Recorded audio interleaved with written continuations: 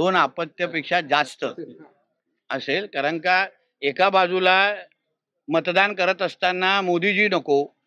हिंदुत्ववादी विचाराचं सरकार, महायुती सरकार नको, पण अन्य वेळी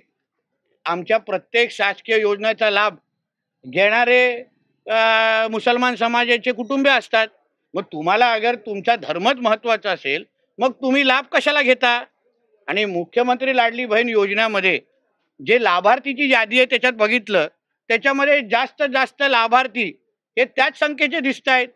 म्हणून मी आदरणीय मुख्यमंत्री देवेंद्र फडणवीसजींना आम्ही विनंती करणार आहे,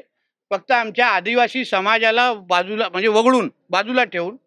अन्य ज्यांना 2 पेक्षा जास्त अपत्य असतील त्यांना त्या योजनेमधून वगळावं, मुख्यमंत्री लाडली बहीण योजनेत,